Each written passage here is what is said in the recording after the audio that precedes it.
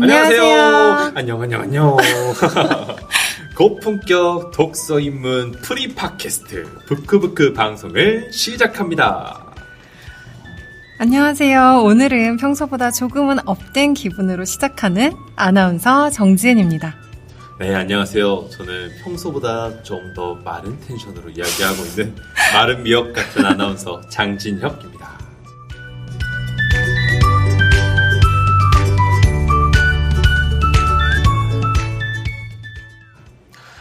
여러분, 2학기를 맞이한 지가 벌써 2, 3주 시간이 지났죠. 다들 적응은 잘 하고 계시나요? 저는 새학기를 맞아서 결의에 찬 마음으로 준비한 계획들을 아직까지는 좀 잘 지키고 있는 편인 것 같습니다. 준비한 계획들 중에 하나만 말씀해 주실 수 있나요? 준비한 계획은 이 방송 전에 책을 읽는 거였어요. 이 정도 버텼으면 저 어느 정도는 성공했다고 말할 수 있겠죠? 물론이죠. 실패하더라도 계획을 세우고 실천하는 게 더 멋진 사람이니까요. 자, 오늘 부크부크 방송은 왜 지금 지윤쌤과 제가 이렇게 담소를 나누느냐. 저희는 오늘 평소와는 다르게 부크부크 제작진 팀을 오늘 방송에 모셨습니다. 자, 박수! 그러면은 저희 청취자분들을 위해서 자기소개를 간단하게 해야 될 것 같은데 어느 분이 먼저 하실까요?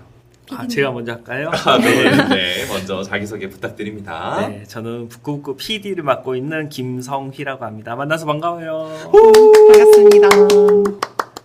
안녕하세요. 저는 작가를 맡고 있는 이솔비라고 합니다. 안녕하세요. 이거 되게 부끄럽네요. 안녕하세요. 저는 이제 작가 2를 맡고 있는 김주선이라고 합니다. 네, 너무 반갑습니다. 그럼 먼저 청취자 여러분들께 오늘 우리가 왜 이렇게 함께 모이게 되었는지 소개를 좀 해주실 수 있을까요? 오늘 저희 모임은요. 저희가 평소에는 저희가 느꼈던 것들을 여러분들한테 알려주는 게 주로 된 방송이었잖아요. 근데 오늘 저희가 생각해봤어요.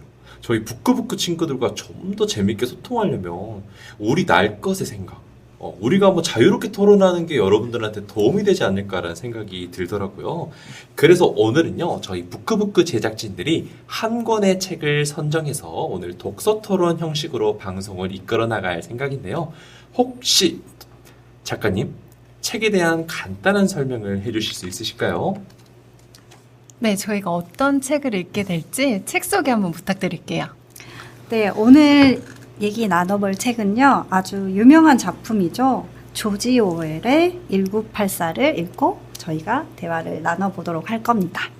맞아요. 워낙 제목도 작가도 익숙해서 이 책에 대한 키워드 같은 걸 여러분들도 대략적으로 알고 계시지 않을까 싶은데요. 그래서 언젠가 내가 이걸 읽었었나?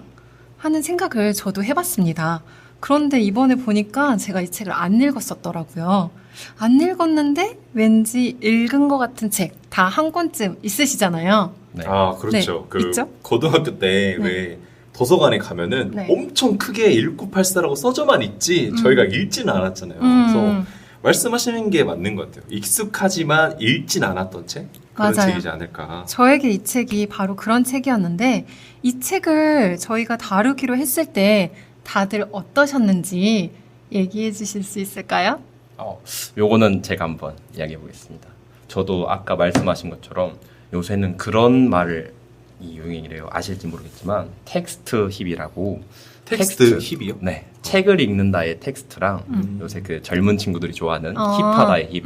이 두 가지가 합성된 신조어인데 이 텍스트 힙이 요새는 독서라는 게 되게 소수의 취미가 되어 있잖아요. 그래서 독서를 하는 사람은 이제 좀 멋있는 사람이다 라는 그런 게 있어가지고 그러면 기왕 우리가 텍스트 힙이라는 걸 좀 가져보기 위해 남들이 좀 쉽게 손대지 못한 책을 골라보면 어떨까 라는 그런 마음으로 이 1984라는 책을 선정을 했고 실제로 좀 읽어보니까 좀 차별화된 느낌이 든다라는 그런 생각이 좀 들었습니다.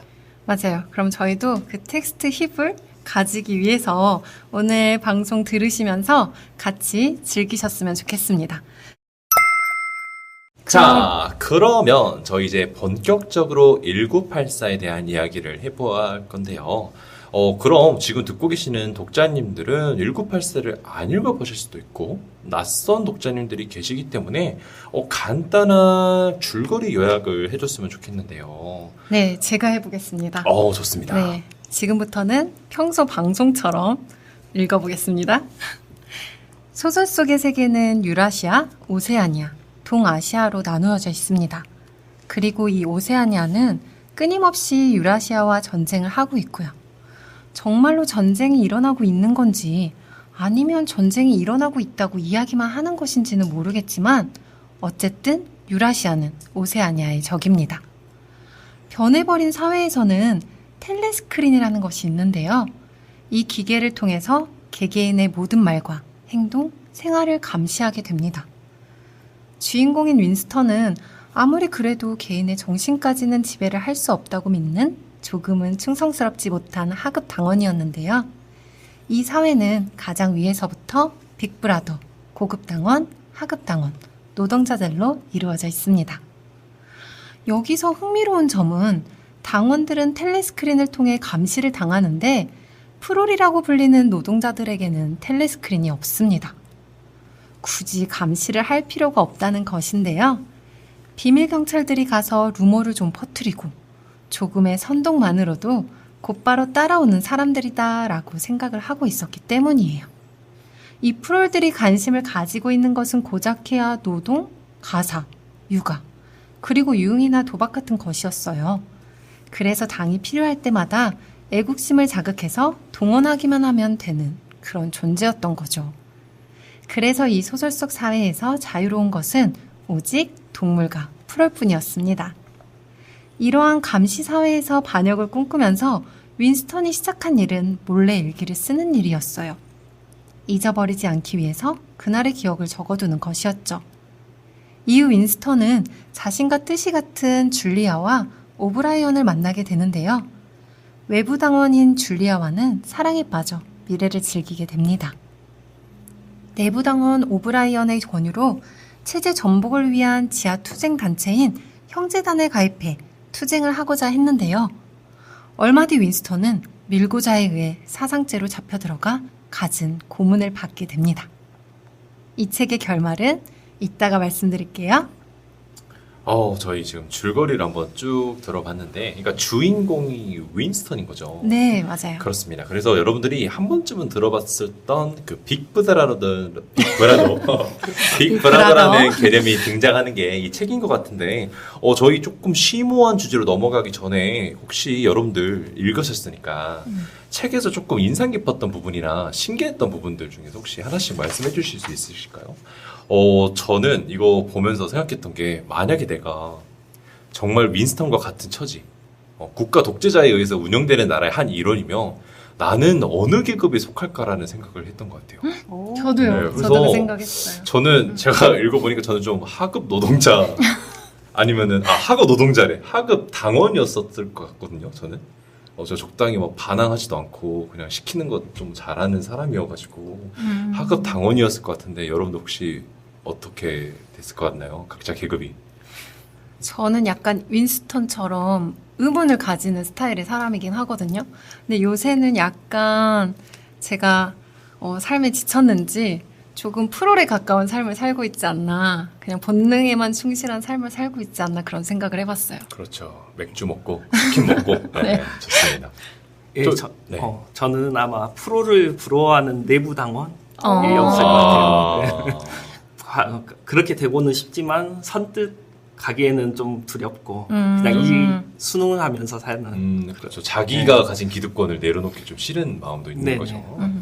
우리 솔비쌤은 어떻게 생각하세요? 본인을? 맞춰보시겠어요? 저 무엇을 선택했을까요? 고급 당원. 저딱 생각나는데 그 감사합니다. 작중에 오브라이언이 등장하잖아요. 네, 맞아요. 오브라이언의 자택에서 비서로 일하시지 않을까. 너무 디테일한.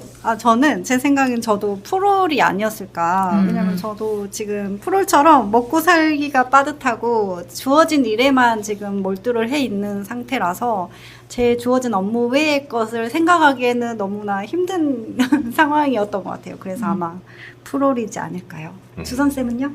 저는 약간 제 야망이 좀 있는 사람이어가지고 하급 당원인데 높은 곳을 올라가고 싶어하는 그런 느낌. 뭐든지 닥치는 대로 열심히 하려고 근데 머리만 커가지고 도움은 안 되는 그런 느낌이지 않았을까? 좀 그런 생각을 해봤습니다. 아, 좋습니다. 그럼 저희는 결국 고급 당원을 한 명도 없는. 너무 어려울 것 같아요. 네. 정말 책을 읽으면서도 긴장되기도 하고 재밌었던 책인데요. 그럼 이 책을 쓴 작가에 대한 이야기를 먼저 해보면 좋을 것 같아요. 지금 저희가 들고 있는 이 책 1984의 작가는 조지 오웰이라는 분이시죠. 조지 오웰에 대해서 간단하게 저희 PD님께서 조사를 하셨다고 하는데요. 저희 한번 들어보면서 의견을 나눠볼까요? 네, 작가의 어린 시절의 삶을 살펴봐야 이 작품을 깊이 이해하실 수 있을 것 같아서 조사를 해봤는데요. 이제 오웰은 영국 식민지였던 인도 벵골주에서 1903년에 태어났어요. 그리고 아버지는 그 인도의 아평국에 근무하는 하급 공무원이었거든요. 그런데 이제 어머니와 함께 그 동생들하고 이제 영국으로 아버지와 떨어져서 이제 이미 다시 영국으로 돌아오게 되는데 이제 8살에 이제 세인트 시프리언즈라는 명문학교에 입학을 하게 돼요. 이제 거기서 이제 오웰 같은 경우에는 그 집안 사정이 넉넉하지 않았기 때문에 그 부유한 계층 학생들하고 굉장한 차별을 당하게 돼요. 그렇게 그 차별 안에서 자라다 보니까 이제 밤에 야뇨증을 겪는 등의 굉장한 수치심을 많이 느끼게 됐고 그 수치심으로 인해서 이제 오웰이 썼던 그 에세이 중에서 이런 구절이 있거든요. 나는 저주받았다. 나는 가난했고 나약했으며 못생겼고 인기도 없었다. 이 학교가 곧 나를 이렇게 만들었다라고 이제 책에서 밝히기도 했는데 그렇게 외톨이로 지내던 오웰이 자신의 재능은 알고 있었어요. 그래서 내가 글을 잘 쓰는 사람이구나 라는 걸 알고서 글쓰기에 집중을 하게 되는데 이제 그 혼자 있었던 그 시간들과 그 외톨이였던 마음들을 상상력을 통해서 이제 극복을 하게 되거든요. 그래서 많은 글을 쓰고 이제 그래서 오웰이 첫 번째로 글을 쓴 이유가 자기의 그 욕구를 채우기 위해서 글을 쓰거든요. 자기의 외로움이나 이런 것들 달래주는 목적으로도 썼고 이제 그렇게 글을 쓰면서 또 한 가지는 뭐냐면 자기가 받았던 차별들이 있잖아요. 그래서 세상에 대한 부당함 이런 것들을 굉장히 많이 느꼈어요. 그래서 사회에 대해서 비판도 하고 이런 것들에 대해서 굉장히 심각하게 생각을 해서 세상에 알리고 싶다는 그런 생각도 많이 가졌고 또 한 가지는 오웰이 글을 쓴 이유가 그것 자체에 대한 아름다움을 느꼈기 때문이에요. 글을 쓰면서 자기가 잘 쓴다는 걸 알고도 있었지만 그 글 자체에 대한 아름다움을 쓰면서 계속 느꼈던 거예요. 그래서 그 미학적인 이유로도 글을 계속 써나갔고 그래서 이제 오웰은 자신이 가진 재능 그리고 그것들을 통한 노력 그리고 시대 상황 이런 것들을 통해서 지금 동물농장이라든지 1984라는 굉장히 좋은 작품을 쓴 작가입니다. 맞아요. 저희가 들어보니까 결국 조지 오웰도 어린 시절에 작중에 등장하는 이제 프롤의 삶을 살았었다라고 봐도 될 것 같아요. 왜냐면 저는 책을 읽으면서 제 개인적인 생각인데 그 하층민의 삶을 묘사하는 부분이 있잖아요. 그 하급 당원으로서 막 프롤들은 어떤 사람들이고 매일 같이 싸우고 뭐 술 먹고 싸우고 이빨이 나가고 이런 장면들을 작가가 어떤 상상력으로 이걸 묘사했을까라는 생각이 저는 쭉 들었었는데 생애를 들어보니까 과거에 그래도 뭔가 차별받고 고통받았던 시간이 있었기 때문에 썼을 수 있었구나라는 생각이 들었습니다. 그러면 이제 저희 오웰에 대해서도 알아보긴 했는데 그러면 이 책에서 전체적으로 등장하는 주제가 있다고 하면은 디스토피아가 될 것 같아요. 혹시 주선생 디스토피아가 뭔지 간단하게 설명하시나요? 디스토피아. 디스토피아는 네. 유토피아라는 네. 낱말의 반대어입니다. 저희 부끄부끄 방송을 통해서도 나중에 소개가 될 텐데 유토피아라는 게 모두가 행복한 이상향이잖아요. 그 정반대라면은 모두가 불행한 세계가 되지 않을까라는 생각도 제가 드는데요. 그래서 저희가 일단 디스토피아에 대한 이야기를 하기 전에 그럼 작가는 왜 작중 세계를 디스토피아로 끌어냈을까? 그럼 작가가 그 세계를 그리기 위한 철학적 관점이 조금 궁금하거든요. 왜 작가의 작품 속 세계는 디스토피아적이면서 어떤 이야기를 하고 싶었을지 철학적 관점에 대해서 조금 이야기를 하고 싶어요. 이 주제에 대해서 등장하는 게 작품에서 사회 체제 vs 개인의 욕구가 대립하고 있는데요. 여러분들 혹시 커피 좋아하시나요? 없어서 못 마시는. 커피 못 마셔. 여기서 등장하는 그 승리 커피 혹시 기억나세요? 네, 기억납니다. 네, 작중에서 등장하는 승리 커피는요, 커피가 아니라 이제 커피의 맛을 내는 이제 모사품이잖아요. 그런데 이 커피조차도 없기 때문에 작중에 등장하는 이 줄리아와 커피를 마셨을 때 느꼈던 기쁨을 묘사를 하는데 그게 너무 인상 깊더라고요. 커피라는 게 이렇게 소중했나? 그래서 여러분들은 혹시 사회 체제와 개인의 욕구가 대립하는 이유에 대해서 혹시 한번 이야기를 나눠보고 싶은데, 먼저 철학적 관점에 대해서는 저희 작가님이 조사를 조금 해주신 것 같은데, 간단하게, 피디님이군요. 피디님이 이야기를 해주신 것 같은데, 간단하게 이야기를 해주실 수 있을까요? 이 작품에서 이제 사회하고 개인이 굉장히 대립되게 나오잖아요.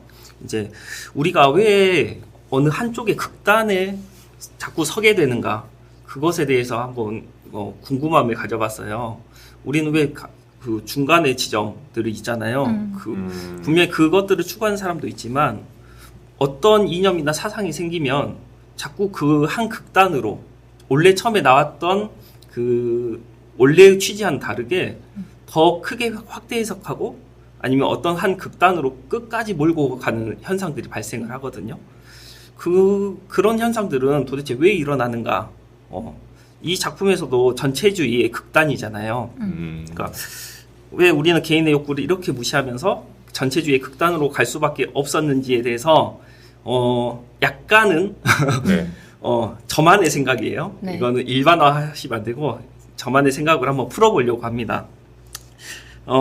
일단 이거를 풀어내려면 제가 이제 고대 한번 철학으로 돌아가 볼게요. 고대까지 가야 돼요? 고대까지 과거로 가는군요. 좋습니다. 쉽지 않은데요? 원신 아니에요. 고대. 네. 그래서 고대로 가면 이제 플라톤 사상으로부터 이제 시작됐는데 아마 플라톤이 이 이야기 들으면 무덤에서 일어날지도 몰라요. 내가 도대체 언제 그랬냐. 내가 언제 뭐 극단으로 가라고 했냐. 이렇게 말할 수도 있는데 이제 왜 제가 플라톤 이야기를 하냐면 이원론의 창시자이기 때문에 그래요. 우리 사고의 회로에 있어서 이원론적 사고를 하게 만든 분이 플라톤이에요. 그래서 우리 현실은 거짓되고 저 너머에 진짜 세상이 있다. 참된 진짜가 있다라고 밝히신 분이거든요. 플라톤이. 그래서 그것 때문에 어떤 현상이 일어나냐면 여기가 가짜잖아요. 네. 그럼 가짜면 어떻게 대해도 될까요? 가짜면 막 살아도 되죠. 그렇죠. 네. 막 살아도 되죠. 그게 뭐냐면 염세주의예요. 그러니까 우리가 이 세상에서 하는 어떤 행동도 의미가 없는 거예요. 그러면 우리가 가진 욕구, 우리가 가진 생각, 지금 하고 있는 모든 행위, 이거는 참되지 않고 거짓된 거예요. 그냥 그렇게 보일 뿐인 거지 여기에서 일어나는 모든 것들이 참된 건 없어요. 근데 어디에 진짜가 있냐? 플라톤은 이제 머릿속에서 이성적으로 생각을 하고 그거를 계속 정제해내서 참된 것이 이성 안에서만 발견될 수 있다고 한 거거든요.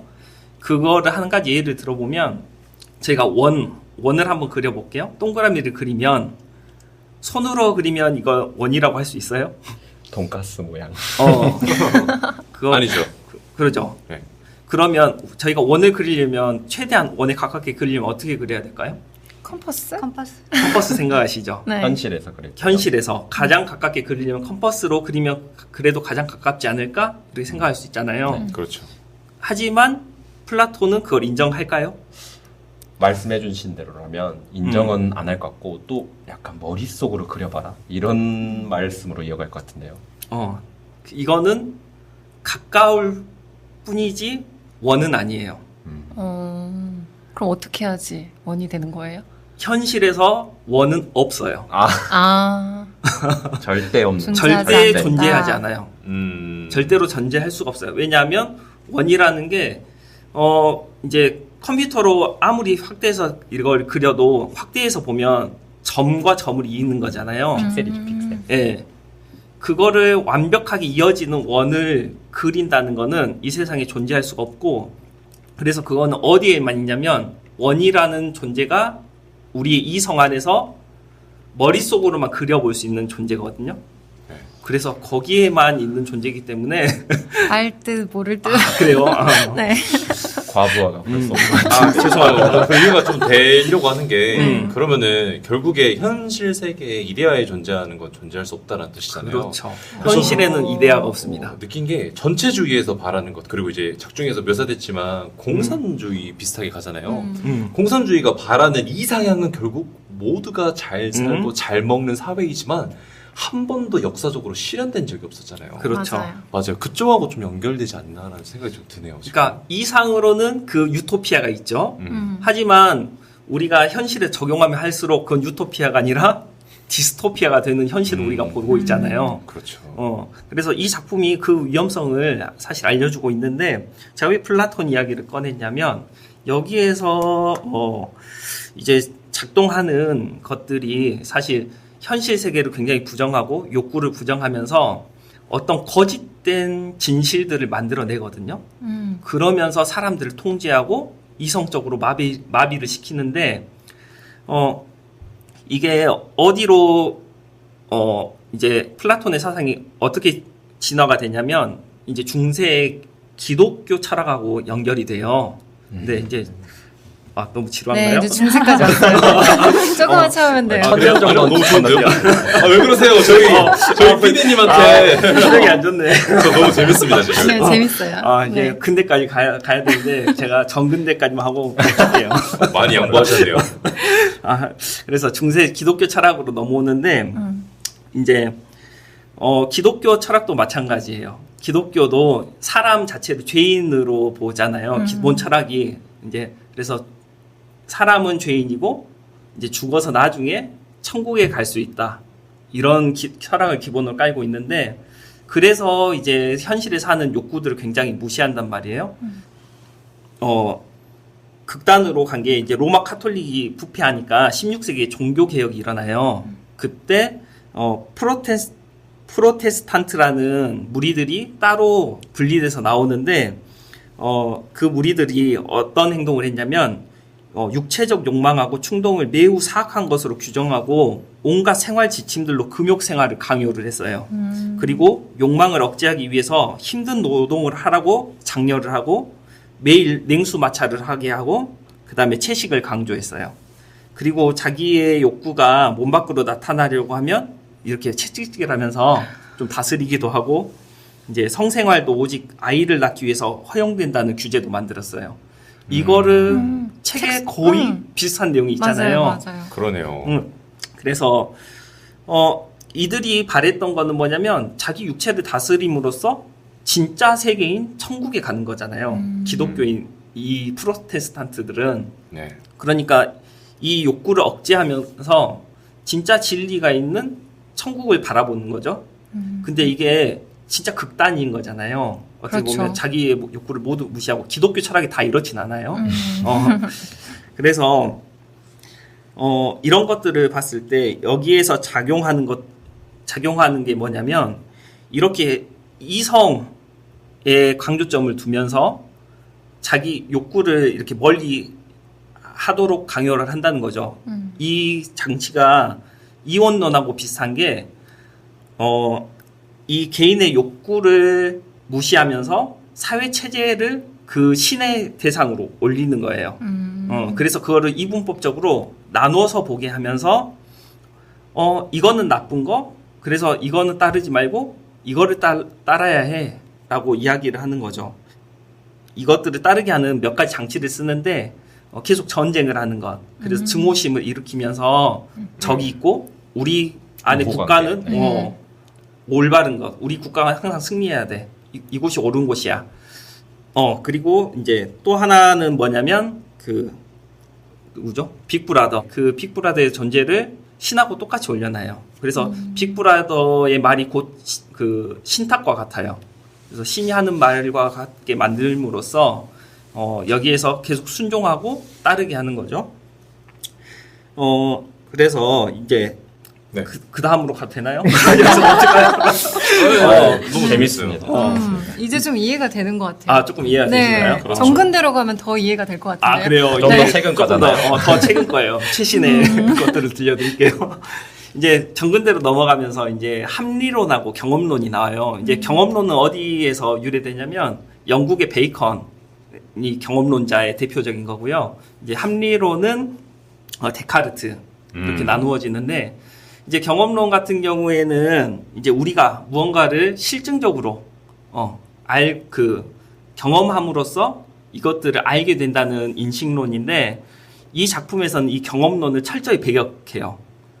왜냐하면 이 경험적인 거는 결국은 우리 몸에 체득되고 그것들이 우리 몸에 각인이 되거든요. 그리고 좀 주관적이기도 하잖아요. 경험이라는 그렇죠. 것은. 기억 같은 거. 그렇죠. 굉장히 주관적인 경험으로 받아들이죠.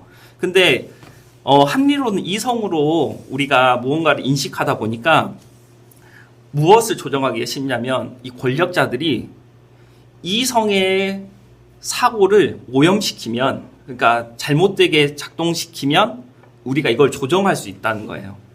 그러니까 사고의 과정을, 그러니까 통제하기가 더 쉽다라는 그렇죠. 말이시죠. 네. 역시 작가님 언어 선택이 통찰이 탁월하십니다. 좀 네. 있었죠. 근데 약간 그런 게 잠깐 떠올랐던 게, 우리나라가 그 정치색이 좀 뚜렷하잖아요. 네. 지역별로. 그런 것들도 어떻게 보면은 그 지역에서 나고 자라면서 맞아요. 무의식 중에 들어온 것들이 이념화가 돼서 그렇게 된 게 아닐까 하는 생각이 갑자기 드네요. 맞습니다. 여기에서 보면 이제 이제 플라톤이 이 이야기를 들으면 왜 화가 날 것 같냐면, 이성이란 거는 사실 진리를 쫓아요. 그렇잖아요. 가짜를 보면 불의를 느끼고, 이게 맞나? 라고 판단하고, 굉장히 올바른 방향이에요. 제가 지금 굉장히 부정적으로 이야기를 하는 것 같아서 다시 이야기를 드리면, 그런데 여기에서 재밌는 장치를 쓰는 거죠. 이성이 작동하지 못하도록 하면서 이성으로 이게 진리라고 믿게끔 하는 장치. 이제 나중에 나올 건데 그게 이중사고라는 장치를 쓰잖아요. 그래서 실제로는 하나도 이성적이지 않아요. 그거를 가짜든 진짜든 있는 그대로 무조건 받아들여야 돼요. 그거를 판단하면 안 돼요. 근데 그게 진짜라고 믿게끔 이성만 따라야 돼요.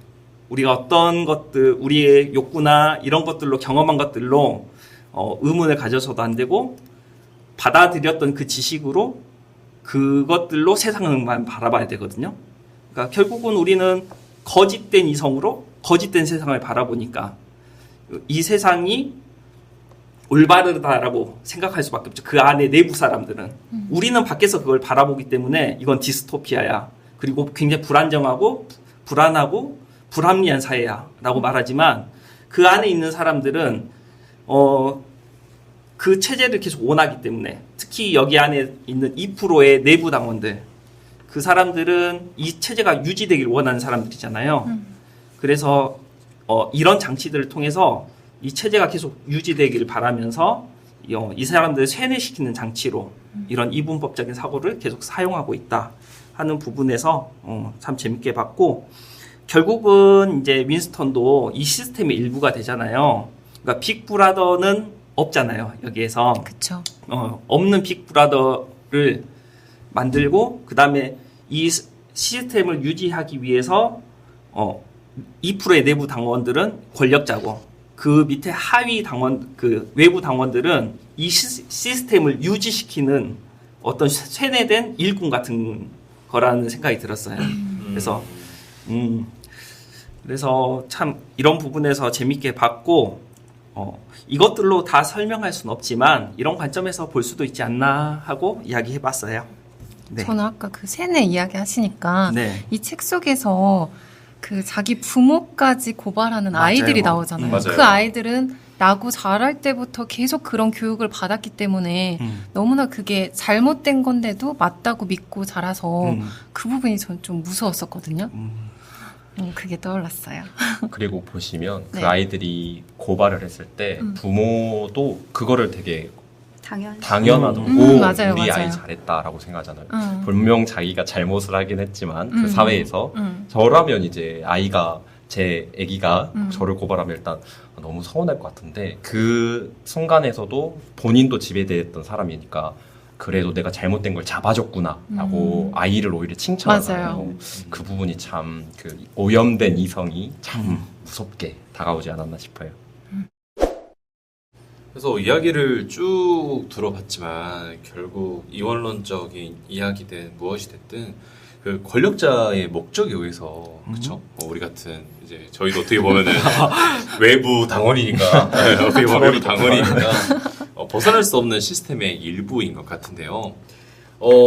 저는 좀 읽으면서 생각이 들었던 게 그래서 결국엔 정말 티적인 사고를 해봤어요. 그래서 결국엔 윈스턴이고 뭐고 끝나게 되고 나서 정말 이 사회 체제가 끝까지 유지될까? 라는 생각도 해봤던 것 같거든요. 작품에서 바라는 바는 무엇인지 모르겠지만 여러분들은 읽으면서 그런 생각 안 해보셨나요? 결국 언젠가 무너질 수도 있지 않을까? 저도 읽으면서 그런 생각을 했는데 네. 외부적인 요인이 없다면 이미 이렇게 전락한 이상 이 사회는 굉장히 안정적이다라고 전 느꼈어요. 아, 안정적이다. 오히려 네, 디스토피아로 안정을 찾아버렸어요. 그래서 그 윈스턴이 결국은 세뇌당하고 빅브라더를 사랑하게 되잖아요. 네. 그게 뭐냐면 그 시스템을 고쳐나가는 거거든요. 그렇죠. 그 사회적 시스템. 사회적 시스템을 고쳐나가고 계속 치유하고 그거를 계속 돌아가게 만드는 방법들이 있기 때문에 이 체제가 무너지지 않을 거라고 봤어요. 그리고 제가 무너지지 않을 거라는 또 한 가지 이유가 뭐냐면 네. 빅브라더가 가짜기 때문에 그래요. 오히려 실존하지 그렇죠. 않으니까 오히려 실존했다면 무너졌을 것 같아요. 유한하잖아요. 그렇게 되면. 그래서 신적인 존재로 빅브라더를 설정해 놓은 것 자체도 굉장히 신선하고 좋았어요. 저는 조금 결은 비슷한데 반대라고 생각했던 게 이게 아무래도 그 책 자체에서 담긴 사상이라고 해야 될까요? 그 부분이 공산 사회를 좀 담고 있잖아요. 근데 네. 그 이제 공산 사회를 주장했던 마르크스 이론을 좀 살펴보면 공산 사회의 그 최종 목표는 그런 국가나 이런 틀이 결국 붕괴돼서 모두가 똑같이 사는데 그게 국가는 아닌 그런 상태예요. 그러니까 체제가 오히려 없어지는 상태인데 여기는 그거를 이제 거기까지 안 가고 체제만 유지해서 내가 다 휘어잡는 상황이잖아요. 근데 저는 중간에 책에서도 나왔는데 누군가 결국 혁명을 하는 이유는 똑같은 체제를 만들기 위해서 내가 지배하기 위해서 만든다고 나와요. 그래서 저는 이제 PD님이랑 생각이 조금 다르지만 결국 무너지긴 할 것 같아요. 무너지는데 다시 세워진 세계는 결국 똑같은 모습일 것 같다. 그러니까 지금 영국 사회주의는 무너져도 다른 이름의 똑같은 독재 체제가 만들어질 것이다. 그러니까 전 요렇게 그러니까 결국 무너지지만 틀은 바뀌지 않는 그렇게 좀 느껴지더라고요. 그래서 저는 읽으면서 생각한 게 사실 여기서 뭐 전체주의, 공산주의에 대해서 묘사했지만 지금 저희가 살고 있는 민주주의 사회라고 해서 이 방금 말했던 이원론 사회를 벗어날 수 있을 거라 생각은 했거든요.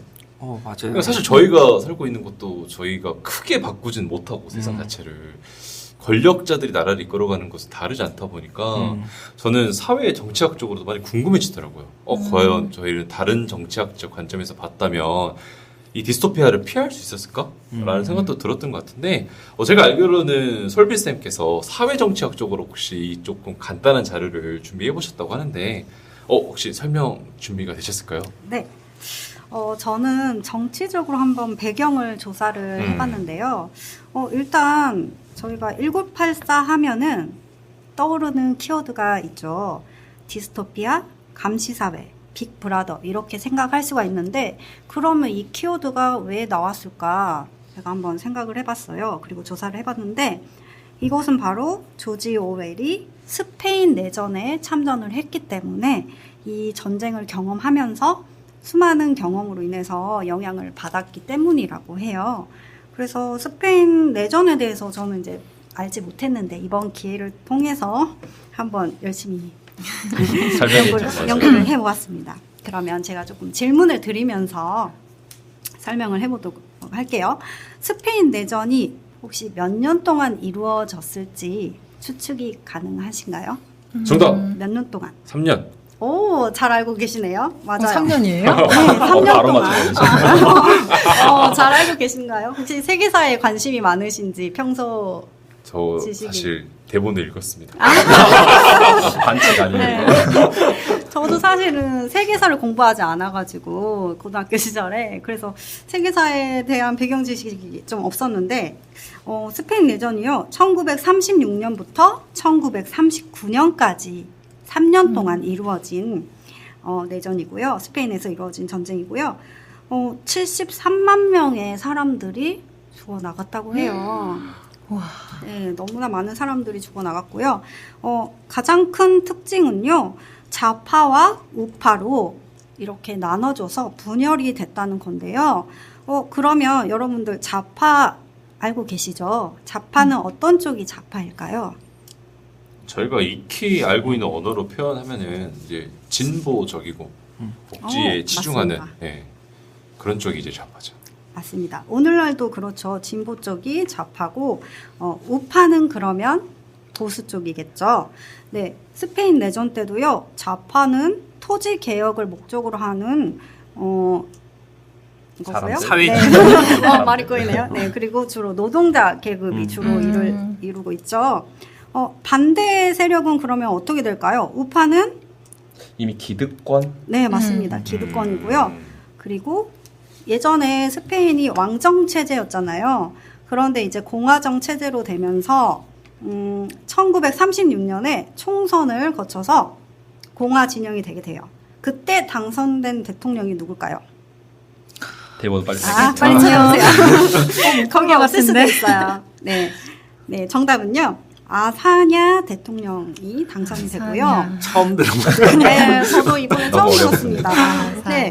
네. 그런데요, 이제 이렇게 정권을 장악을 했는데, 기존에 왕정 체제였기 때문에 교권에 대해 더 이렇게 신봉하고 이런 게 있어서, 반란군이, 네, 이때 어떤 장군이 반란을 일으키게 됩니다. 이 장군의 이름은 무엇일까요? 프란시스코 힌트 프랑코? 없나요? 네. 유명한 장군이라고 해서 저도 네. 이제 찾아봤는데 바로 프란시스코 프랑코 장군이 반란을 일으키게 됩니다. 그런데 이 장군 혼자만으로 이렇게 세력을 잡을 수 있었을까요? 어렵지 않았을까요? 어렵죠. 보- 그래서 네, 프랑코 장군이 누군가에게 도움을 요청을 합니다. 누구한테 요청을 했을지 혹시 힌트를- 저는 듣기에는 네. 파시즘의 영향을 받았다고 맞아요. 하면 무솔리니 맞아요. 네, 전체주의 히틀러? 히틀러. 정답입니다. 네, 독일의 히틀러의 지원을 받게 됩니다. 그래서 이렇게 지원을 받게 됨으로써 세력을 또 이렇게 키워나가서 점령을 하게 되는데요. 그러면요, 잠깐만요. 머리가 어지럽네. 네네. 그러면요, 좌파에는 어떤 이념들이 있을지 혹시 아시나요? 일단 스페인이 왕정 국가에서 이제 막 바뀌던 시기니까 뭔가 억울했던 것들, 그러니까 어떻게 보면 좀 지배를 받던 계층이다 보니까, 그리고 처음에 토지 개혁 이야기 하셨으니까 좀 잘 먹고 잘 살아보자 이런 느낌의 표어를 좀 걸고 모두가 좀 건강하게 살 수 있는 사회를 원하지 않았을까요? 그리고 맞아요. 조금 너무 조금 역사적으로 공통되지만 이 계급제랑 봉건 사회가 무너지면 항상 노동자들이 바라는 거는 토지 분배. 맞아요. 저희도 이제 대한제국에서 대한민국이 건국되고 나서도 먼저 했던 게 토지 개혁이잖아요. 그래서 아까 말씀하셨다시피 아마 토지 개혁을 주장하면서 그런 이념을 펼치지 않았을까라는 생각이 좀 드네요. 맞아요. 그래서 사회주의, 공산주의, 그리고 아나키즘이라고 하는 무정부주의가 있었고요. 그리고 교황의 교권에 반대하는 반교권주의. 이렇게 많은 이념들이 좌파로 이렇게 흘러가게 됩니다. 이거에 대치된 우파에는 어떤 이념들이 있을까요? 무정부주의가 나왔으니까 이제 네. 오히려 반대로 그 무정부주의가 국가에서 이제 정부가 없고 되게 혼란한 그런 상황이니까 오히려 반대로 엄청 강력한 국가가 만들어졌으면 좋겠다 이런 느낌을 가지지 않았을까요? 그게 이제 전체주의죠. 전체주의, 어, 파시즘. 네. 맞아요. 하나를 위해 국민 전체 모두가 봉사하는 전체주의일 것 같고, 우파 쪽이라고 하니까, 최대한 변하지 않으려고 하고 싶어하고 그런 느낌. 자신의 세력을 조금 더 기득권을 유지하고자 하는 파시즘, 반공산주의, 교권주의, 그리고 왕정을 지지하는 사람들, 전통주의가 여기 우파에 해당하게 됩니다. 그런데요, 이렇게 아까 히틀러와 무솔리니의 지지를 받았다고 했잖아요. 그래서 이렇게 결국에는 우파로 이제 정권이 넘어가게 되는데요. 그러면 제가 여기서 조사하다 보니까 히틀러는 왜 프랑코 장군을 돕게 되었을까요? 네, 제가 배경 지식을 조사하다 보니까 제1차 세계대전의 패전국이었잖아요, 독일이. 네. 그래서 거기서 이제 나왔던 그런 무기들을 더 이상 쓸 수 없게 되었어요. 그래서 이거를 어디에 쓰면 좋을까 하고 했던 것이 바로 프랑코의 요청으로 인해서 그러면 이거를 스페인에서 전쟁에 사용하면 되겠다라고 생각을 해서 지원을 해주게 되었다고 합니다. 그래서 결국에는 우파의 승리로 되게 되는데요. 스페인 내전이요. 좌파가 세력을 잡다가 또 우파가 세력을 잡다가 다시 또 좌파가 세력을 잡게 되는 계기가 있는데요. 자, 이렇게 국제 정세의 흐름을 보니까요. 각국에서 사람들이 스페인 내전을 보고 다시는 이런 세계 1차 대전 같은 전쟁이 일어나면 안 될 것 같다는 생각이 들어서 각국에서 모여든 의용군들이 있었습니다.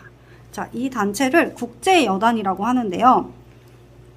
국제여단에서 이때 또 지식인들이 참여를 하게 됩니다. 유명한 지식인들이 있는데요. 누구일까요? 혹시 아니세요? 일단 네. 오늘 자꾸 질문을 하죠. 네. 1984의 주인공 조지 오웰 작가님이 참여하시지 않았을까요? 맞습니다. 그렇죠. 네. 와. 제가 이 얘기를 하고 싶어서 이거를 꺼내왔는데요. 조지 오웰이 이때 자원에서 입대를 하고요. 언론인으로서 또 이제 활동을 하게 되는데요. 이 스페인 내전에 참전을 하게 되면서 겪은 실상을 쓴 소설이 바로 카탈로니아 창가라고 해요. 네, 그래서 여기서 전쟁의 그런 울분과 참혹함을 알리려고 했고요. 그리고 그 이후에 이제 나오게 되는 게 동물농장, 그리고 1984 이렇게 나오게 된다고 합니다. 네, 그렇게 해서 국제여단과 또 스탈린의 도움을 받게 된 좌파가 다시 세력을 잡게 되는데요. 그런데 이렇게 이념들이 정말 열띤 이런 논쟁과 이런 말이 꼬여서 어떡해. 이념 대결이. 네, 이념이 있습니다. 네, 그래서 이제 추후에 평가하기로는 이 스페인 내전이 20세기 이념들의 격전지라고 이렇게 평가되기도 합니다. 그리고 제가 또 이제 네. 곁다리 지식으로 또 알아본 바에 의하면 이제 히틀러가 바스크 지역을 공격을 하게 돼요. 그간 만들었던 무기들을 이제 한번 실험을 해보고자 어느 지역의 바스크죠? 스페인 북부 쪽에 있는 지역이 바스크 지역의 네. 게르니카라는 마을을 공격을 하게 되는데요. 네. 그래서 비행기로 폭격을 하게 되는데 이때 민간인들이 수없는 민간인들이 학살이 되게 됩니다. 여러분 혹시 게르니카 하면 떠오르는 작품이 있을까요? 혹시 제 기억이 맞을지 모르겠지만 오 도살장 이 책인가요?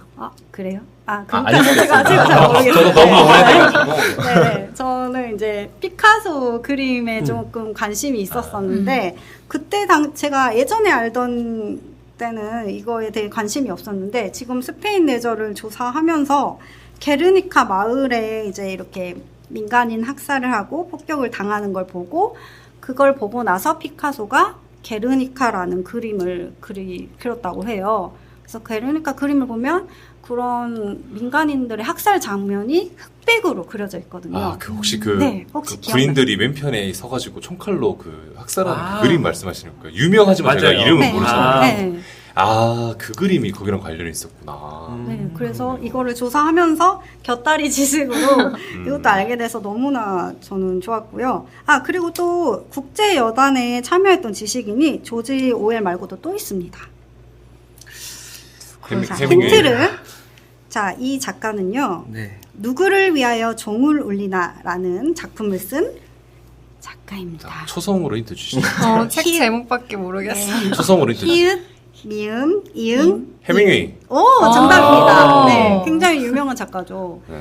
이 시대에 살고 있었다는 것조차 제가 모르고 있었는데, 네. 그리고 또 한 명 더 있습니다. 한 명 더 있어요. 네, 더 알려드리고 싶어서 네. 어린 왕자를 쓴 생텍스페리. 오, 맞습니다. 생트스페리. 예. 생트스페리도 이때 특파원으로 참여를 했다고 합니다. 그래서 이때 전쟁의 참혹함에 대해서 알리고자 이런 유명한 지식인들이 참여했다는 것을 네, 알 수 있었습니다.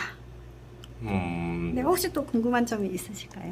아니요, 저는 그 옛날에 그 저희가 세계 1차 대전, 2차 대전, 세계사 배울 때 그 영푸독부터 시작해가지고 유명한 나라들은 나오는데 프랑스 바로 밑에 있는 스페인에 관한 내용은 세계 2차 대전 때 잘 안 다루는 거예요. 그래서 맞아요. 혼자 궁금했었거든요. 스페인은 대체 이 시기에 뭘 했기 때문에 세계대전 역사에서 등장하지 않지? 라고 했는데 오늘 이제 말씀해주신 거 들어보니까 엄청난 내전 중이었기 때문에 그것과는 또 다른 일이 벌어지고 있었구나라는 생각이 좀 들고요. 또 느낀 게 저는 이 책 자체가 사회주의와 공산주의를 비판하고 있다고 생각했는데 여기서 조사하신 걸 들어보면은 조지 오웰이 결국 사회주의자였던 거잖아요. 그래서 본인이 가졌던 이상과는 다른 사회주의를 펼쳤기 때문에 이렇게 글을 쓴 것인지 아니면은 이 일을 겪고 나서 생각을 바꾸게 됐는지 모르겠지만 저는 이게 좀 그냥 신기했어요. 조금 전에 저는 자유주의자 약간 그쪽이지 않을까 싶었는데 사회주의자였구나 라는 생각이 들더라고요. 근데 네. 말씀하세요. 그 관심이 없으면 사랑하지 않으면 무관심하대요. 그러니까 오웰은 지독한 사회주의자였을 것 같아요. 그러니까 그만큼 사랑했기 때문에 이 사회주의에 대해 진짜 원하는 사회주의가 아닌 다르게 흘러가는 흐름에 대해서 경계하고 경각심을 깨워주기 위해서 이런 책들을 쓰지 않았을까 저는 그렇게 오히려 생각해요. 사회주의자였기 때문에 네. 그럴 수 있겠네요. 그래서 조지 오웰이 집단이 개인한테 행하는 그 폭력이랑 권력에 끊임없이 저항을 했었다고 하더라고요. 그래서 이념에 따라서 진영에 따라서 구분하는 것을 부질없다고 그렇게 이야기를 했었대요. 그래서 그 우리나라에서 이 조지 오웰의 책이 공산주의 책으로 분류가 돼가지고 못 읽게 했던 그런 때도 있었다고 하는데 사회주의자는 맞지만 누구라도 그 기본적인 이념을 침해할 경우에는 그게 뭐 자본주의든 공산주의든 가리지 않고 비판을 했었던 그런 멋진 진정한 지식인이 아니었나 싶습니다. 자, 저희 이제 두 가지에 대해서 간단하지 않죠. 저희 조금 길게 심도 깊은 대화를 한번 나눠봤는데요. 지금 작가님들의 표정과 PD님의 표정 그리고 저희의 표정을 보니까 뭔가 살짝 졸리거나 피곤해 보이는 느낌이 살짝 있습니다. 그래서요, 저희 잠깐 쉬었다가 다시 돌아오도록 하겠습니다. 자, 오늘 저희가 1부에서 말씀드렸다시피 1984, 조지 오웰의 1984를 읽고 다양한 관점에 대해서 이야기하고 있었는데요. 여러분들이 듣기에 조금 어려울 수는 있지만 저희는 뭔가 좀 더 자세하고 깊은 내용을 여러분과 이야기하고 싶었어요. 여러분들 들으시면서 혹시 드시는 생각이 있다면 저희 부크부크 팀으로 보내주면 저희도 좀 참고해서 읽도록 하겠습니다. 자, 저희 이제 2부 순서로는요, 저희가 생각보다 1부가 조금 길어졌어요. 그죠? 다들 네. 동의를 안 네. 해주시죠? 너무 재밌어가지고. 경청을 하고 몰랐어요. 있었어요. 그렇죠. 네, 그래서 저희 이제 2부를 이어서 진행할 건데, 2부는 조금 책에 나왔던 소재에 대한 이야기를 간단하게 해볼 거예요.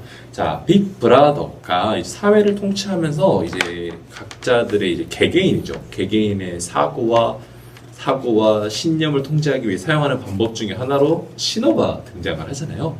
작중 이 윈스턴의 친구였던 사임은 이 신어를 만드는 역할을 부여받는데요. 작중에서 신어는 이런 말을 합니다. 단어를 없애는 건 멋진 일이야. 물론 쓸모없는 단어는 동사와 형용사에 많지만 없애야 할 명사도 수백 개나 되지. 그리고 동의어뿐만 아니라 반의어도 없애야 돼. 결국 한 단어가 단순히 어떤 단어의 반대의 뜻만 가진다면 그 단어가 있어야 하는 타당한 이유가 뭐란 말인가? 단어는 그 자체의 반대말을 포함하고 있어. good이라는 단어를 예를 들어보자고. good이라는 단어가 있다면 bad라는 단어가 왜 필요하겠어? ungood이어도 괜찮잖아. 여러분들 짧게 들으셨겠지만 반의어가 필요 없다라는 부분이 좀 되게 충격적으로 들어왔거든요. 예를 들어 저희가 이제 좋다, 싫다라는 말이 있지만 싫은 거를 저희 다양하게 표현할 수 있잖아요. 혹시 싫어를 다른 말로 표현할 수 있나요? 싫다. 짜증나. 짜증나. 오케이. 피디님. 욕해도 되나요? 안 되죠. 우리 어, 부끄럽고 어린 친구들이 해보고 안 되면 자르시는 걸로. 싫다의 다른 말 뭐? 이런 젠장. 이런 젠장. 네, 글쎄요. 글쎄요. 글쎄요도 반대말이죠. 해줄래라고 하면 글쎄요. 라고 하면 또 저는 좀 어린이 친구들의 말을 빌리면 극혐. 오, 좋아요. 결국 이제 신어라는 거 이 모든 단어를 다 없애고 안 좋다라는 말로 통합하자는 것과 똑같거든요. 그래서 저는 이 신어라는 주제 자체가 너무나 신선해가지고 저희가 신어에 대한 이야기를 이제 해봤으면 하는데 신어에 대한 조사를 저희 작가님 윤주선 작가님께서 맡아주셨죠? 네. 간단하게 이야기해 주실까요? 일단 저는 좀 이제 앞선 PD님, 작가님은 좀 외적으로 작품을 이해할 수 있는 부분을 찝어주셨는데 저는 먼저 책을 읽으면서 책 내부의 내용으로 왜 이게 이 책의 장치로서 좀 사용이 됐나 이런 부분이 좀 궁금해서 조사를 좀 해봤어요.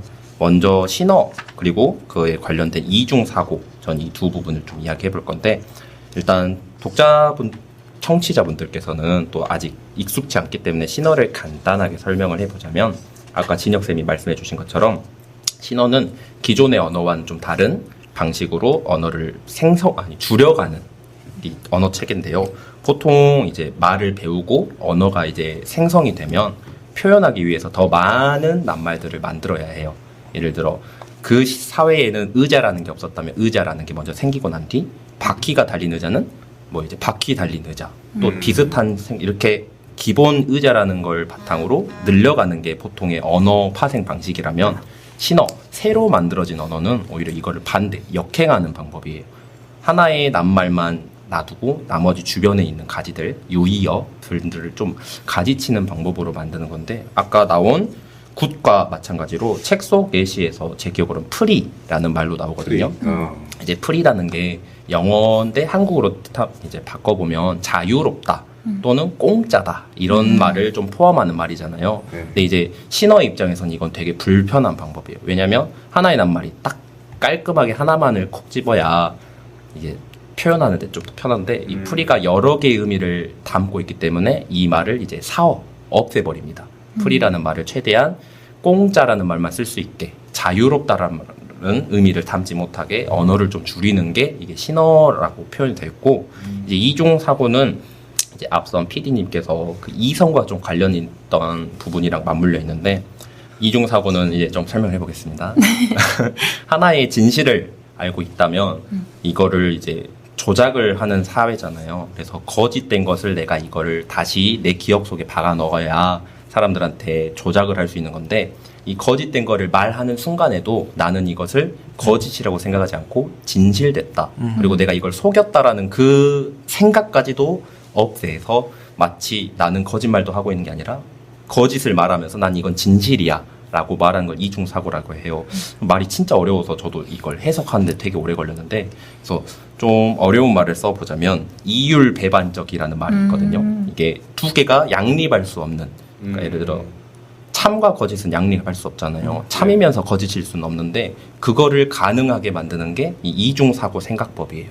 이거를 이제 사람들한테 써서 너는 거짓말을 하고 있는 게 아니라 진실을 말하고 있는 거야 라고 좀 조작을 할 수 있는 그런 방법인 것 같아요. 그래서 왜 이 책에는 이 신어하고 이중사고를 좀 어떤 장치로서 썼나 저는 이걸 많이 고민해 봤는데 저는 일단 이 두 가지 장치로 사람들을 생각을 좀 사고를 지배하는 거라고 생각을 했어요. 이제 제가 제일 관심 있었던 부분이기도 했던 게 사람들의 사고를 왜 이렇게 조작을 해야만 이 사회를 좀 유지할 수 있을까를 고민했던 게 사고는 사실 생각을 꼬리에 꼬리를 문다라고 하듯이 좀 넓혀가잖아요. 그러다 보면 사회에 대해서 불만을 좀 품을 수도 있고 이거는 내가 생각했을 때 옳은 사회가 아닌 것 같아를 시작해서 그러면 우리가 어떻게 바꿔야 되지? 이렇게 사고를 확장해 나가야 좀 건강한 사회를 만들 수 있잖아요. 그러면서 이제 질문하고 이야기하고 바꾸려고 노력을 하는데 그거를 이제 원천 봉쇄해 버리는 거예요.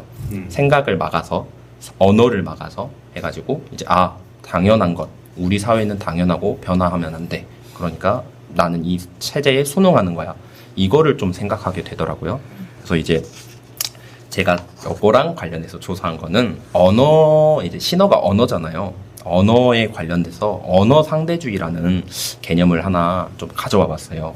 이 언어를 쓸 때 저희는 보통 어휘 선택을 할 때 사고를 좀 반영을 많이 한다고 해요. 그래서 제가 재밌었던 게 상속세라는 걸 하나 찾아봤는데 상속세 다들 뭔지 아시죠? 네.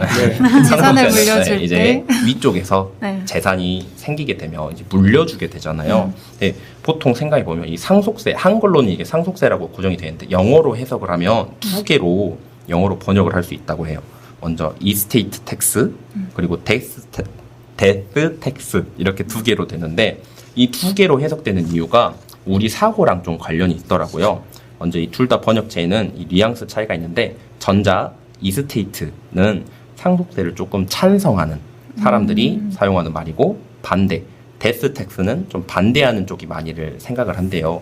이 단어에서 주는 긍정과 부정의 차이가 좀 있거든요. 이스테이트는 좀 당연히 텍스를 물려줘야 하고 그러니까 이런 좀 좋은 어감을 썼다면 상속세가 이제 죽고 나서 보통 죽기 때문에 데스라는 말을 써서 이게 죽었으니까 줘야지 해가지고 좀 부정의 의미를 담아서 이게 똑같은 상속이라는 언어를 이렇게 사고에 따라서 쓸 수 있게 좀 되어 있고요.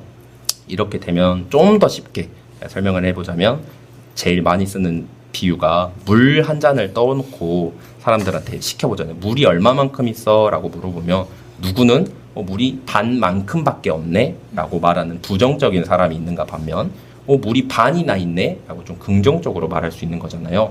그래서 이렇게 언어가 우리의 사고를 좀 많이 담고 있고 또 이런 언어를 많이 사용함으로써 사고를 발전시켜야 하는데 신어는 아까 말씀하셨던 것처럼 이런 것들을 다 잘라내고 정말 최소한의 것들로만 사용하기 때문에 좀 사고를 지배한다라고 좀 생각을 했어요. 그래서 이 1984라는 폐쇄된 사회에서는 사람들을 아주 무의식적으로 문화적으로 좀 지배를 해야 되잖아요. 이게 폭력만으로서 사실 사회를 획일하게 좀 잡기 어려운 게 실제 저희 역사들을 보면 좀 저희 슬픈 역사가 있었잖아요. 일본의 일제강점기 시즌에도 보면 극 초반에는 좀 무력으로 우리나라를 좀 제압하려고 했어요. 좀 이제 때리고 뭐 억압하고 했는데 사실 그러면서도 저희들은 이런 항일 운동에 대해서 막 마음이 불사오르고 만세 운동도 많이 했는데 그 만세 운동이 좀 기폭이 돼가지고 일본도 정책 방법을 조금 바꿔요. 그래서 이 문화를 좀 망가뜨리고 사고를 그러니까 사람들이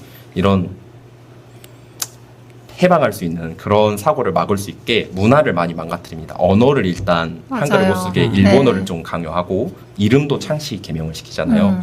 그런 식으로 좀 사회를 지배할 때 문화적으로 지배를 같이 해야만 좀 이 완벽하게 제압을 할 수 있어요. 그래서 나치스 거기도 이제 민족 우월주의를 좀 이용해가지고 선동을 많이 하잖아요. 그런 방법 중에 하나로 좀 신어를 사용하지 않았나 싶어가지고 저는 이 신어가 참 재밌으면서도 좀 무서운 개념인 것 같더라고요. 이제 처음에는 좀 와 이런 말을 만든 작가님 참 대단하다 이런 개념을 맞아요. 어떻게 책 쓰면서 또 만들었지 맞아요. 했다가 이 책 뒷부분을 보면 그 신어를 설명하는 파트가 아예 따로 나오잖아요. 네. 그걸 보면서 와 진짜 치밀하다. 그리고 이 신어라는 걸 이용해서 내 생각을 지배한다는 게 진짜 어느 순간 그 가랑비에 속옷 젖듯이 네. 라는 말이 떠오를 정도로 신어랑 이중사고가 이렇게 제 생각을 지배하는구나 싶더라고요.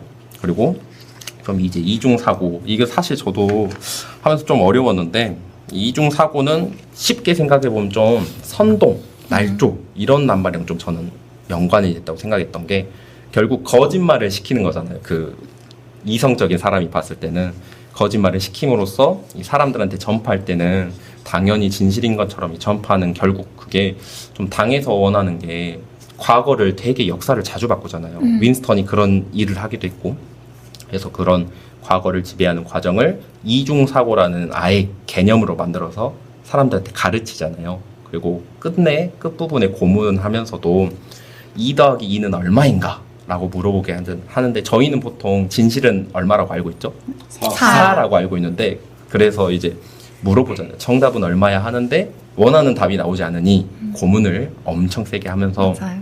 했던 부분이 이중사고를 통해서 이 남의 생각도 내가 지배할 수 있구나를 좀 느꼈던 것 같습니다. 그래서 왜 그러면 당이 이런 두 가지 장치를 좀 이용했나 했던 것을 좀 정리해보자면, 건전한 사고를 막으면 획일적이고 좀 폐쇄적인 생각만 할 수 있기 때문에 오히려 그런 단순한 사람들, 좀 이제 획일적인 사람들을 지배하기 사실 좀 더 편하잖아요. 사람들이 딴 생각 안 하고 내가 하란 대로 해 할 수 있으니까, 좀 그렇기 때문에 당이 그 지배 방법으로 좀 문화적인 차원에서 이 두 가지 방법을 좀 쓴 게 아닌가 싶습니다. 그래서 저도 이제 만약에 그런 사회에서 산다면 저는 좀 딴 생각 많이 하고 발칙한 생각들을 좀 하는데, 저라면 윈스턴보다 더 심하게 빨리 잡혀가서 고문을 당하고 있지 않았을까 라는 생각까지 드는 그런 느낌으로 이 신어 이중사고를 좀 공부를 해봤고요. 다른 분들께서는 또 어땠는지 간단하게. 그 책 초반에 반복적으로 나오는 거 있잖아요. 그 전쟁은 평화, 자유는 예속, 무지는 힘. 이게 바로 이중사고의 맞아요. 대표적인 그 거라고 이중사고의 볼수 대표적인 있죠. 네. 맞아요. 그리고 그래서 그 부분에 대해서도 책에서 짧게 소개가 좀 나와요. 왜 이게 재밌는 건 이중사고인데 또 지금의 입장에서 보면 말이 좀 돼요. 저도 이제 이중사고에 길들여서 설명이 정말 재밌는 게 좀 이해가 되더라고요. 이 페이지로 제가 적어도 왔는데 275쪽을 나중에 찾아보시면 전쟁은 평화, 이게 양립할 수 있다라는 거를 되게 교묘하게 설명을 합니다. 맞아요. 그리고 365쪽에는 자유는 예속, 이거에 대한 해석이 조금 나오는데, 간단하게만 좀 정리를 해보자면 인류의 역사는 오랫동안 전쟁에 있었기 때문에 사실 지금 저희가 살고 있는 이 2024년의 지구에도 지금 녹음하고 있는 저희는 되게 평화롭잖아요. 책 읽고 이야기하고 하는데 다른 나라에서는 지금 전쟁을 사실 하고 있잖아요. 그런데 당신들 평화롭다고 느끼지 않느냐. 그래서 전쟁은 오랫동안 치솟았고 이렇기 때문에 너희들이 평화로운 거야 라고 되게 교묘하게 저희를 설득합니다. 합리화하는 거 아닐까요? 거죠. 그렇죠. 그래서 전쟁은 평화롭다. 평화는 뭐 전쟁이다. 이런 식으로 이야기를 하고, 자유는 예속. 너희들이 적당한 구속을 받고 있으니까 자유로운 거야. 프롤들 봐봐. 얼마나 자기 생활 잘하고 있어. 그러니까 우리가 통치하고 이런 독재하는 것은 자유야. 라고 좀 이렇게 무섭게 저희를 스며들고 있는 것 같아요. 저는 좀 이런 것들을 재밌게 읽어봤던 것 같습니다.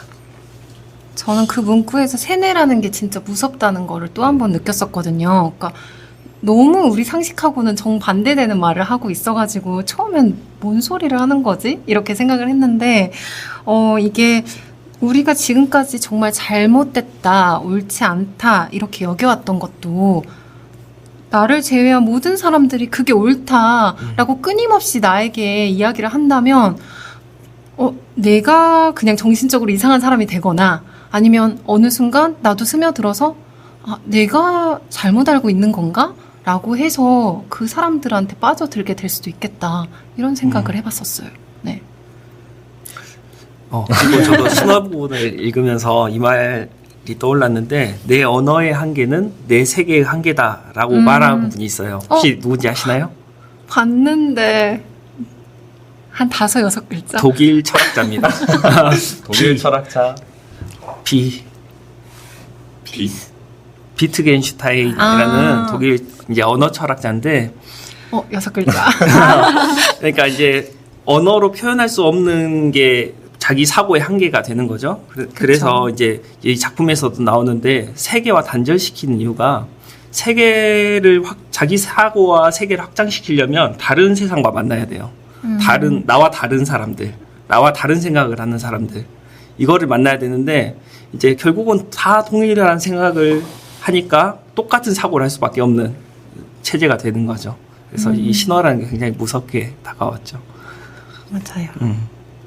저는 그 유명한 구절 네. 하나 들려드릴게요. 아까 그 말씀하신 부분하고 연결이 돼가지고 만일 사람들이 당의 거짓말을 믿는다면 그리고 모든 기록들이 그렇게 되어 있다면 그 거짓말은 역사가 되고 진실이 되는 것이다.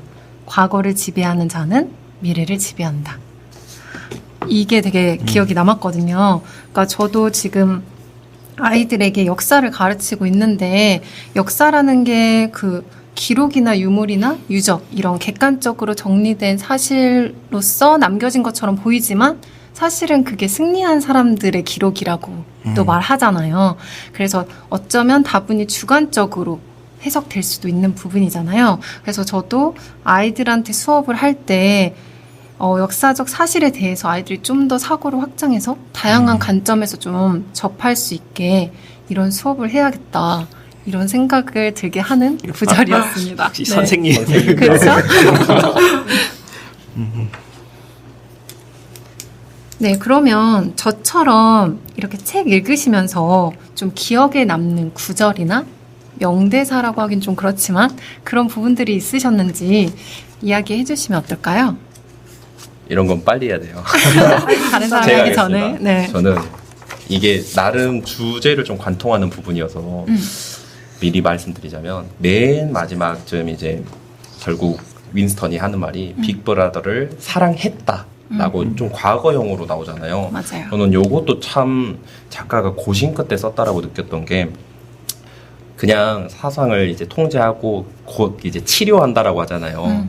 이제 사실 그 고문을 통해서 너를 건강하게 만드는 거야. 너를 당에 이제 순종하게 만드는 거야 해서 빅브라더를 사랑한다라고 써도 되잖아요. 근데 이제 했다라고 써서 제가 느낀 점은 진짜 그 조정을 해서 이 사람의 과거까지 나는 그 중간에 일탈이라고 표현되는 부분까지도 드러내버렸구나. 이 사람을 완전 바꿔버렸구나라고 느꼈던 게 이 짧은 그 시제 하나로 좀 바꿨다고 느껴가지고 왜 사람들이 명문장 하는지 좀 느꼈던 것 같아요.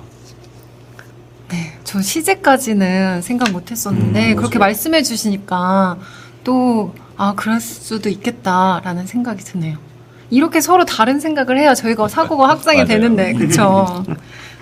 솔비쌤은 어떤 게 기억 남으셨어요? 저는 그 101호 여기 101호에 가면은 어떤 일이 펼쳐질까 이제 궁금증이 이제 술 중반에 그런 생각이 들었는데 이제 내용을 스포해도 되는 건가요? 네, 괜찮으니까요. 그래야 더 재밌게 네, 읽어보실 수 101호에 있습니다. 가면 이제 인간이 개인이 가장 두려워하는 공포에 처해진 그런 상황을 겪게 되는데요.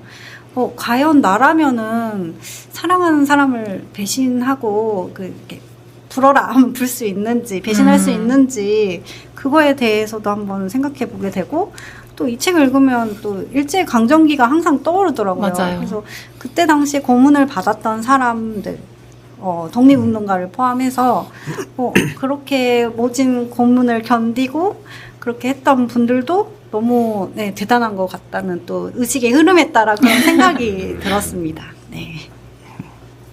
저는 그 줄리아하고 윈스턴하고 만나서 사랑을 하잖아요. 그때 이제 서로 결심을 해요. 우리가 어떤 일이 있어 서로를 배신하지 말자. 그런 맞아요. 장면 계속 나오잖아요. 그러면서 이제 내가 어떤 일이 있어도 바꿀 수 없는 게 하나 있다고 말해요. 그건 내 마음이다. 그러면서 이제 줄리아가 확답을 해주거든요. 당신의 마음속까지는 지배할 수 없어요. 라고 확답을 해줘요. 그 장면이 되게 인상 깊었거든요. 근데 결국은 그 마음이 말하면 안 되나요? 너무 마음 아픈 부분이요. 맞아. 슬펐어.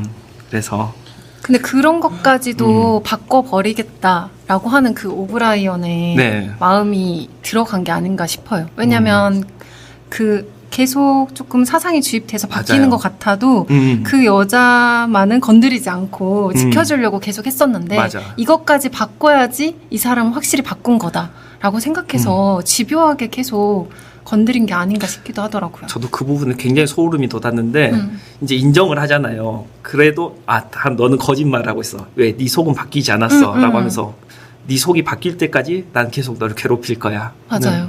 그 부분이 참 맞아. 약점이니까 음. 이제 오브라이언을 생각했을 때 이 사람이 최대 약점이니까 최대한 나중에 음. 좀 그 망가뜨려 놓는 그런 어. 느낌도 좀 들었고 근데 책 보면 이 오브라이언이 윈스턴을 이제 어떻게 보면 이제 일부러 좀 접근을 하잖아요. 그쵸. 오랫동안 관찰했다라고 표현이 되는데 이제 7년의 연극이라고 이렇게 표현이 되어 있거든요. 맞아요. 그러면 도대체 시제상으로 언제부터 오브라이언은 이 윈스턴을 주목을 해서 관찰하고 이렇게 신복을 했는지 이게 너무 좀 무섭더라고요. 그 이제 정말 어떻게 보면 태어날 때부터인지 아니면 저희가 알고 있는 이제 고물상에서 들러서 뭔가를 샀을 때부터 그때부터 접촉을 했는지 참 무섭다. 나도 지금 감시받고 있다면 잘 살고 있다. 맞아요. 줄리아도 가짜가 아니었을까? 라는 그런 그럼 말씀하신 김에 그 소설 속의 빅브라더가 감시하는 그런 체제로 나오잖아요. 그러면 그 모습을 달리할 뿐 지금의 사회에도 그 빅브라더의 역할을 하는 무언가가 있을 것 같아요. 한번 거기에 맞아요. 대해서 이야기를 해주실 수 있을까요? 좀 어려운데요. 현대 빅브라더나. 사회에서 빅브라더는 무엇일까? 저는 먼저 생각해봤었는데 저는 여러 지금 대기업들 있잖아요. 세계적인 글로벌 기업들도 있고 그리고 우리가 많이 사용하는 그 플랫폼들 그런 것들이 오늘날의 빅브라더가 아닐까 생각을 했었어요. 그러니까 작품 속에 배경이 되는 그 1984년도에 데이터 수집을 하는 것은 의도적이기도 하고 그리고 눈에 보이는 것이었다면 오늘날의 정보 데이터 수집은 좀 우리가 무의식적으로 이루어지는 경우가 되게 많은 것 같아요. 우리가 아무 생각 없이 가입하는 그런 인터넷 사이트나 플랫폼 이런 데서도 우리도 모르게 우리의 데이터를 계속 주고 있잖아요. 내가 어떤 음악을 좋아하고 내가 어떤 프로그램을 좋아하고 이런 것들이 돼서 제가 제일 소름 돋는 순간은 맞추면 광고가 뜰 때요. 보신 적 있죠? 내가 조금 전에 검색했던 게 다음에 내가 뭔가 다른 걸 보기 위해서 들어갔는데 그 광고가 딱 뜰 때 그쵸. 아, 너무 소름. 무섭다 이런 생각이 들어서 저는 그게 오늘날의 빅브라더가 아닐까 생각해봤어요. 저는 네. 홈캠이 떠올랐어요. 보통 홈캠이 이제 아이들을 안전을 위해서 이제 설치하는 그런 CCTV 같은 거잖아요. 맞아요. 네, 아니면 뭐죠? 갑자기 생각이 안 나네. 펫캠? 차일드라. 근데 그게 이제 해킹이 됐다고 이제 그런 뉴스 기사를 본 적이 있는데 그렇게 되면 그런 집안에 있는 모든 상황을 누구나 볼 수 있게 되는 그런 감시받고 있는 느낌이 들 수 있을 것 같아서 홈캠이 가장 떠올랐던 것 같아요. 맞아요. 저 그래서 그 물건 본 적 있어요. 요즘에는 냉장고 같은 그 전자제품에도 맞아. 그런 카메라가 있어서 그걸로 이제 해킹을 당할 수 있는 위험이 있으니까 그걸 막아주는 제품도 판매를 하더라고요. 네. 쉽지 않네요. 근데 저는 빅브라더는 사실 뭐 어떤 통신 기기라기보다 우리 개인도 빅브라더가 될 수 있다고 생각을 하는 게 제가 최근에 봤는데 그 아이들 핸드폰에 설치하는 차일드락이라는 프로그램이 있대요. 근데 이게 아이가 어떤 통화를 했는지, 누구랑 문자를 주고받았는지, 지금 어디에 있는지, 통화는 몇 시간 했는지를 모두 부모가 보고 데이터를 조정할 수 있다라고 하더라고요. 아, 근데 저희 시대 때는 이러지 않았잖아요. 그래서 그렇죠. 요즘 애들이 그것 때문에 부모한테 복종하게 되고 부모한테 아쉬운 소리를 하게 된다라고 엄청 살기 힘들다라는 말을 써놓은 걸 제가 읽었어요. 그래서 저희가 진짜 사랑이라고 말을 하지만 빅브라더도 결국에는 뭐 우리 국민들을 위해서 이런 식으로 말하잖아요. 사랑을 위해서 하는 짓이지만 누군가를 통제하고 내 통제하에 있게끔 하려는 행위 자체가 모두 다 빅브라더가 될 수 있지 않을까라는 생각을 했고 저는 아까 이제 소감을 말을 못했는데 저는 그것보다 골든슈타인 책에 나오는 3계급론이 조금 저는 인상 깊었거든요. 하층 계급, 중간 계급, 상위 계급 있으면 하층 계급은 항상 그대로고 중간 계급은 상위 계급을 물리치고 다시 상위 계급이 되고 그 사이로 다시 중간 계급이 들어온다. 그러니까 밑에는 바뀌지 않는 거예요. 위에서만 이렇게. 저는 그래서 좀 생각이 난 게 이 시대의 빅브라더라고 하면 애국주의가 빅브라더가 되지 않을까라는 생각이 조금 들었어요. 그러니까 애국심을 해서 존재하지 않지만 애국이라는 거 지금 미국도 그렇고 중국도 그렇고 여러 나라들이 애국주의를 표방하면서 모든 나라를 통제하고 사람들의 행동을 의식하게 하려고 하는 게 저는 조금 빅브라더의 행태와 닮아 있지 않을까라는 생각을 했고 저는 제가 지금 살고 있는 대한민국 사회가 빅브라더와 많이 다른가? 라는 생각도 조금 해봤던 것 같아요. 나도 정말 그냥 윈스턴 일이 아닐까? 라서 그런 생각을 하면서 저는 읽으면서 고문도 그렇고 마지막에 너무 읽기가 싫더라고요. 결말을 알겠어요. 뭐 이렇게 고문하는 결국 바뀔 거 알아. 나 고문에 대한 묘사도 너무 심각하고 특히 이제 줄리아에 대해서 말하는 그 고문 있잖아요. 그 얼굴에다가 그거 너무 정말 못 읽겠더라고요. 그래서 저는 너무 공포스러웠던 책이었다고 생각을 해요. 자, 우리 이렇게 이제 1984에 대한 이야기를 다양하게 나눠봤는데요. 책을 읽고 난 소감, 저도 간단하게 말했지만 혹시 마지막으로 책을 읽고 난 소감을 간략하게 얘기해 주실 분 계신가요? 책을 읽고 오늘 해야 되는 건데. 네, 말씀해 조금 주세요. 추가로 이야기하고 싶은 게 있어서 아까 이제 빅브라더가 누구냐 이야기를 하면서 이제 과거 작가들이 이런 지금 고도로 정보화된 시절을 쓴 거잖아요. 그러니까 여기서는 84년도지만 지금 벌써 24년이 됐잖아요. 아마 계속해서 갈수록 우리는 더 정보화된 시대에 살 거예요. 더 실시간 통화나 이런 것들이 더 고도로 발달되겠죠. 근데 이제 우리가 정보의 접근성이 쉬워지잖아요. 근데 정보가 이때는 차단하고 권력자들이 정보를 잡고 그 정보를 왜곡하고 이렇게 살았는데 우리는 굉장히 자유롭게 느껴지잖아요. 정보의 접근에 대해서. 근데 실제로 우리가 정말 그러냐? 저는 좀 그런 의문이 들었어요. 왜 그러냐면 우리가 정보에 접근하지만 그 정보가 진짜라는 증거를 찾는 게 굉장히 어려워요. 왜냐하면 정보가 너무 많기 때문에. 그러면서 최근에 어떤 뉴스를 들었냐면 이제 딥페이크 기술이 굉장히 많이 늘어났대요. 그걸로 인한 피해자들도 많고 이게 실제인 것처럼 지금 시대에 이런 딥페이크 기술이 이 정도라면 아마 50년 후가 되면 진짜로 있었던 일처럼 모두를 믿게 할 수도 있거든요. 그렇죠. 근데 그 정보들을 우리가 거를 수 있는 장치를 지금 만들지 않는다면 아마 조지 오웰이 통찰했던 그 미래가 찾아오는 100년 후든 150년 후든 우리가 발전하면 발전할수록 더 가까워지고 아마 더 섬뜩한 것들로 다가오지 않을까 그런 생각을 해봤어요. 저도 그런 것 같은 게 AI가 발달하니까 사실 윈스턴 같은 직업도 필요가 없는 거잖아요. AI 알아서 해. 보면 되니까. 이거 윈스턴한테 월급도 주고 설탕도 주고 하면서 키워주니까 그냥 AI 시스템 딱 만들고 치니까 사실 맞아. 빅브라더가 사회를 지배했던 기관보다 더 빠르게 나타나지 않을까라는 생각이 들고 말씀하셨던 지금의 이 AI 기술을 통제하는 걸 우리가 만들어내지 않는다면 정말 조지 오웰이 예견한 사회가 다가올 수도 있다는 생각이 저도 들어요. 저도 마지막으로 좀 하고 싶었던 이야기는 책을 보면 이제 윈스턴이 그런 사회를 좀 바꾸고자 형제단에 가입하려고 또 하고 그런 고민을 하는데 그런 부분이 있었던 것 같아요. 이 사회를 결국 바꾸려면 제일 밑에 있는 프롤들이 좀 힘을 써줘야 된다라는 부분이 있었거든요. 근데 맞아요. 이 부분이 그냥 되게 짧게 넘어가긴 한데 저는 이 부분을 읽고 결국 조지 오웰은 이런 사회가 오는 걸 두려워해서 이렇게 쓰고 그럼 우리가 어떻게 해야 될까를 책에 직접적으로 남겨두진 않았잖아요. 뭐 개인이 어떻게 하는 법. 근데 저는 개인적인 생각은 이제 우리가 어떻게 보면 프롤처럼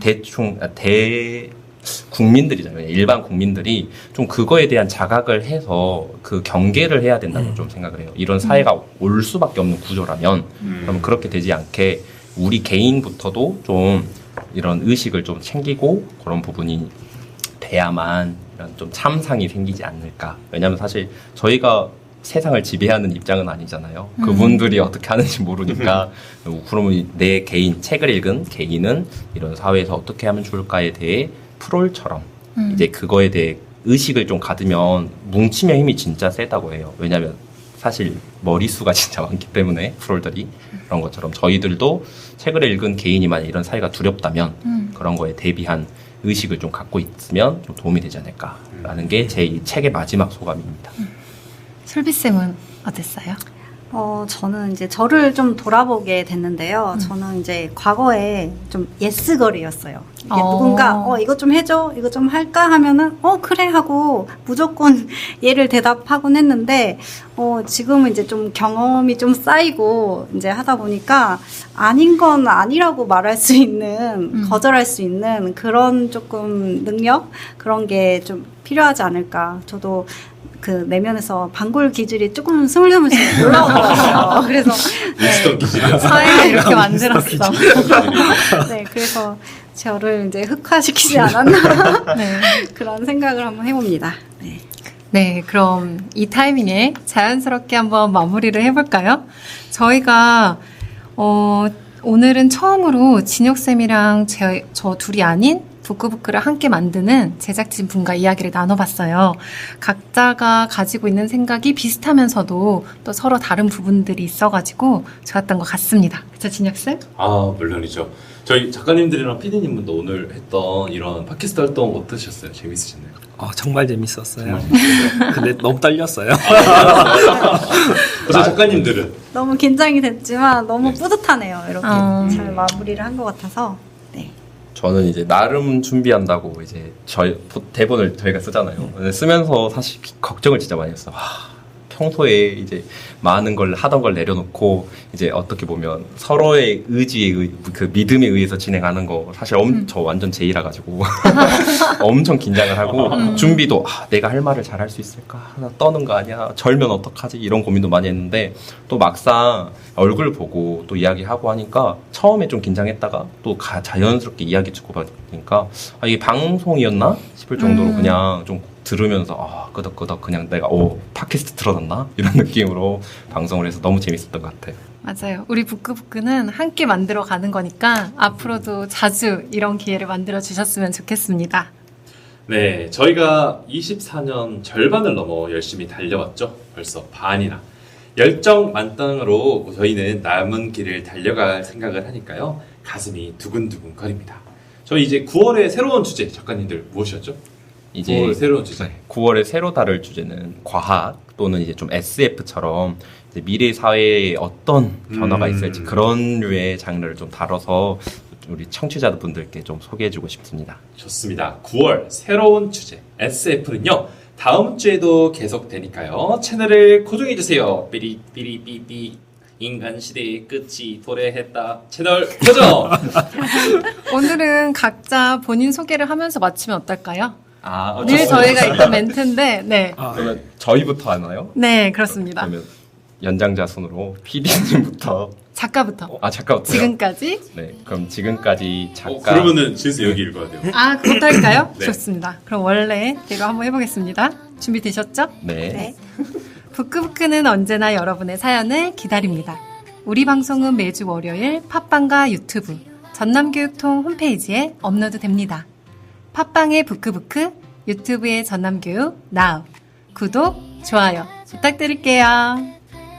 지금까지 작가 김주선, 이솔비, PD 김성희. 저는 아나운서 정지은. 저는 아나운서 장진혁이었습니다. 부끄부끄 청취자 여러분, 다음 주 이 시간에 또 만나요. 안녕.